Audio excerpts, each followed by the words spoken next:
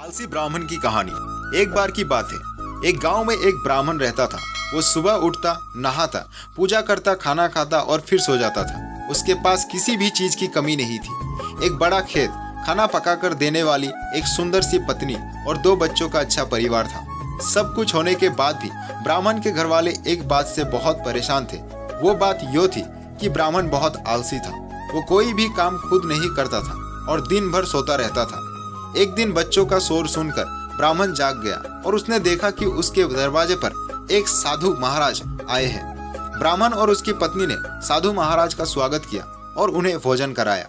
भोजन के बाद ब्राह्मण ने साधु की खूब सेवा की। साधु महाराज उनकी सेवा से बहुत प्रसन्न हुए और उन्हें वरदान मांगने को कहा। ब्राह्मण ने वरदान मांगा कि मुझे कोई भी काम ना करना पड़े और मेरी जगह कोई और मेरा काम कर दे। तब साधु उसे वरदान में एक जिन्न देते हैं और साथ में यो भी कहते हैं कि जिन्न को हमेशा व्यस्त रखना। अगर उसे काम नहीं दिया तो वो तुम्हें खा जाएगा। वरदान पाकर ब्राह्मण मन ही मन बहुत खुश हुआ और साधु को आदर के साथ विदा किया।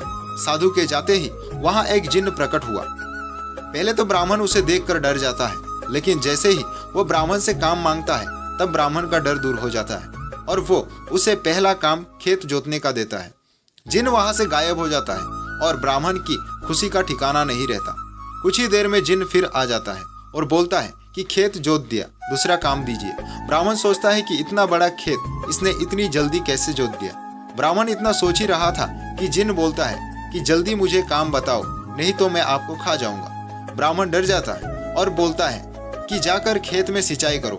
जिन्न फिर वहां से गायब हो जाता है और थोड़ी ही देर में फिर आ जाता है। जिन्न आकर बोलता है कि खेतों की सिंचाई हो गई, अब अगला काम बताइए।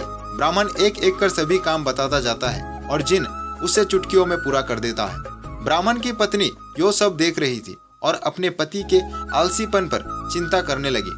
शाम होने के पहले ही जिन्न सभी काम कर देता था। सब काम करने के बाद जिन्न ब्राह्मण के पास आ जाता और बोलता कि अगला काम बताइए, नहीं तो मैं आपको खा जाऊंगा। अब ब्राह्मण के पास कोई भी काम नहीं बचा जो उसे करने के लिए कह सके।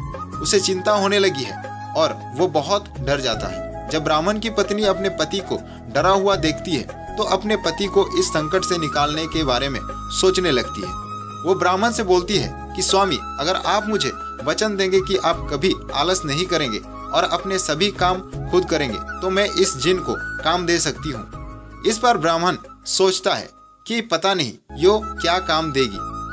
अपनी जान बचाने के लिए ब्राह्मण अपनी पत्नी को वचन दे देता है। इसके बाद ब्राह्मण की पत्नी जिन्न से बोलती है कि हमारे यहाँ एक कुत्ता है, तुम जाकर उसकी पूंछ पूरी सीधी कर दो। याद रखना, उसकी पूंछ एकदम सीधी होनी चाहिए। जिन्न बोलता है कि अभी यो काम कर देता हूँ। यो बोलकर वो वहाँ से चला जाता है। लाख कोशिश के बाद भी वो कुत्ते की पूंछ सीधी नहीं कर पाता और हार मान लेता है। हार कर जिन्न ब्राह्मण के यहाँ से चला जाता है। उस दिन के बाद से ब्राह्मण अपने आलस को छोड़कर सभी काम करने लगता है और उसका परिवार खुशी खुशी रहने लगता है। कहानी से सीख, हमें कभी आलस नहीं करना चाहिए। आलस करने से हम मुसीबत में फंस सकते हैं, इसीलिए हमें आलस छोड़कर अपना काम खुद ही करना चाहिए। दोस्तों, कहानी अच्छी लगे तो लाइक, शेयर और हमारे चैनल को सब्सक्राइब जरूर करें। मिलते हैं अगली वीडियो पे। धन्यवाद।